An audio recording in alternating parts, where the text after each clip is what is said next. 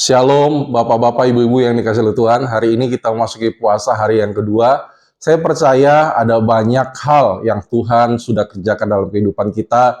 Ada banyak terobosan-terobosan yang Tuhan lakukan di dalam kehidupan kita. Sebelum kita akan mendengarkan firman Tuhan, marilah kita berdoa. Bapak, terima kasih untuk siang hari ini. Kami bersama-sama sebelum buka puasa, kami rindu mendengarkan firman Tuhan agar tujuan kami berpuasa tepat pada sasaran. Dalam nama Tuhan Yesus yang berdoa. Amin. Bapak Ibu Saudara yang dikasih oleh Tuhan, puasa itu mempunyai sebuah upah buat kita. Ketika kita berpuasa, tidak begitu saja menahan lapar, menahan haus, tetapi Tuhan punya upah buat setiap kita. Apa saja upah yang Tuhan akan berikan? Hari ini kita akan belajar kisah daripada Esther. Puasa yang pertama upahnya adalah Tuhan mendengar doa kita. Tuhan mendengar kebutuhan daripada Esther dan saat itu adalah Mordekai dan kebutuhan bangsanya.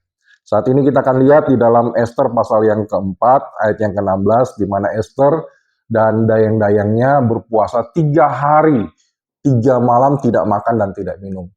Ya, ini adalah luar biasa Tuhan memberikan jawaban atas setiap apa yang menjadi kebutuhan mereka.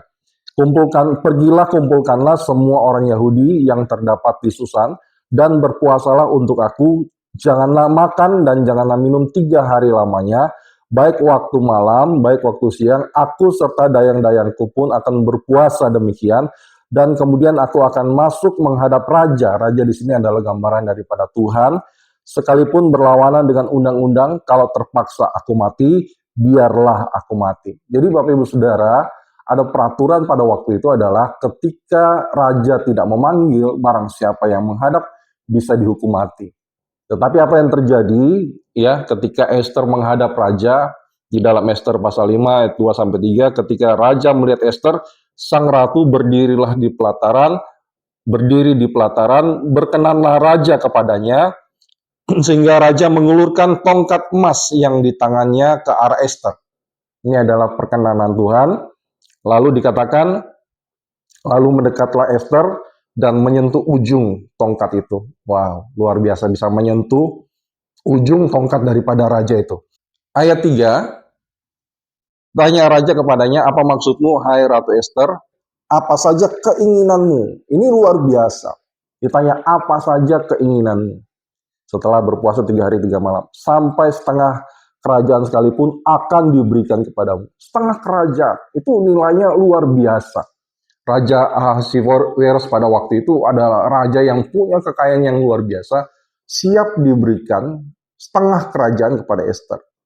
Itu membuktikan bahwa Tuhan ya siap memberkati setiap orang yang rindu sungguh-sungguh untuk mencari wajahnya, merendahkan diri di hadapan Tuhan dalam puasa, dekat dengan Tuhan.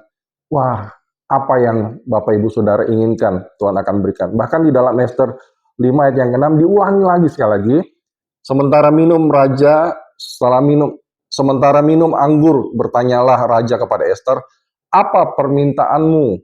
Niscaya akan dikabulkan, dan apakah keinginanmu sampai setengah kerajaan sekalipun akan dipenuhi. Ini luar biasa sampai 2 kali. Ya, untuk mempertegas bahwa apa yang akan disampaikan raja itu tidak main-main. Ya. Puasa itu membuat hati raja itu menjadi ya yang tadinya kalau raja mungkin lagi tidak senang hatinya, ya orang yang menghadap bisa saja dibunuh. Tetapi membuat raja hatinya menjadi senang. Ya, puasa itu ya. Kemudian padahal ya raja tidak sembarang mau bertemu dengan orang pada waktu itu. Tetapi inilah ya puasa itu membuat hati raja itu menjadi berkenan.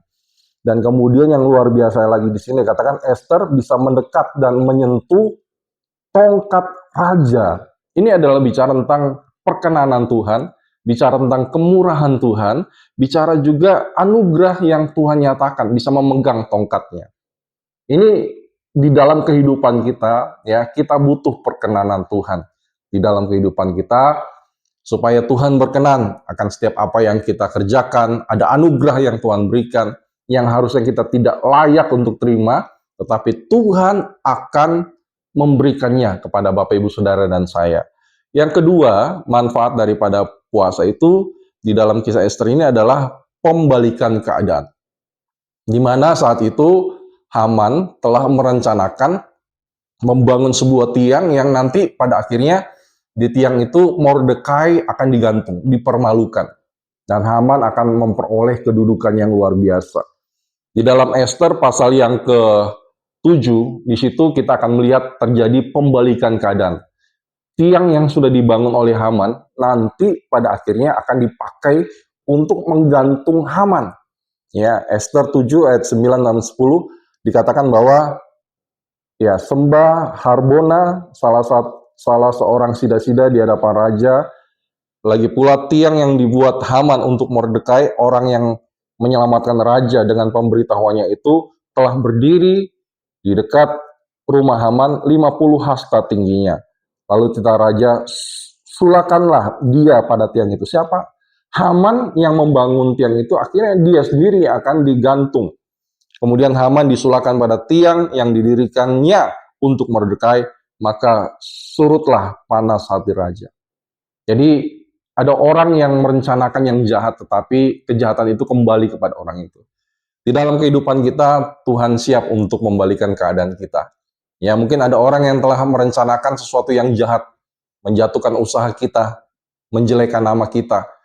Percayalah bahwa Tuhan akan membalikan keadaan. Hal-hal yang jelek yang mereka lakukan nanti akan kembali kepada mereka. Asal setiap kita percaya sungguh-sungguh ya bahwa Tuhan akan ya membalikan keadaan itu. Kita tidak usah marah, kita tidak usah jengkel, kita tidak usah membalas. Biarkan Tuhan yang melakukannya bagi kita. Pembalikan keadaan di sini artinya mungkin saat ini ada Bapak Ibu Saudara yang sedang difitnah, ditekan, ya, ataupun ada orang yang jahat terhadap kita.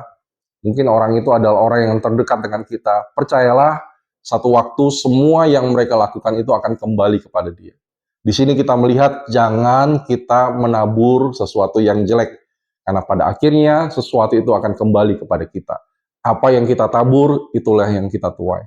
Di tahun 2024 ini, marilah kita menabur yang baik. Kita menabur doa, ya, kita menabur pengampunan bagi orang lain. Agar supaya satu waktu semua yang baik itu kembali kepada kita. Kita juga kalau kita buat salah orang mau mengampuni kita. Karena kita juga mau mengampuni orang yang bersalah kepada kita. Saya akan bacakan ayat di dalam 1 Samuel 2 ayat 7-8. Ini bagaimana mungkin ada yang merampas ya usaha, berkat apa yang harusnya kita terima, disabotase sama orang. Tapi saya percaya bahwa Tuhan akan mengembalikan keadaan itu ya. 1 Samuel pasal 2 ayat 7-8. Tuhan membuat orang miskin dan membuat kaya. Jadi ada orang miskin yang nanti akan menjadi kaya, itu pembalikan keadaan. Ia merendahkan, ada waktu kita mungkin mengalami kehidupan kita direndahkan, dan meninggikan juga, ada waktu nanti Tuhan akan meninggikan kita, memakai kehidupan kita. Ia menegakkan orang yang hina dari dalam debu, dan mengangkat orang yang miskin dari lumpur, untuk mendudukan dia bersama-sama dengan para bangsawan, dan membuat dia memiliki kursi kehormatan. Yang tadinya kita ada di bawah, direndahkan dalam debu, satu waktu Tuhan akan menyediakan kursi kehormatan buat kita. Sebab Tuhan mempunyai alas bumi dan di atasnya ia menaruh daratan. Artinya Tuhan yang mempunyai kuasa atas segalanya. Tapi Ibu Saudara, selamat berpuasa untuk menyongsong hari besok, hari terakhir kita berpuasa. Semangat Bapak Ibu Saudara, Tuhan Yesus memberkati kita semua. Shalom.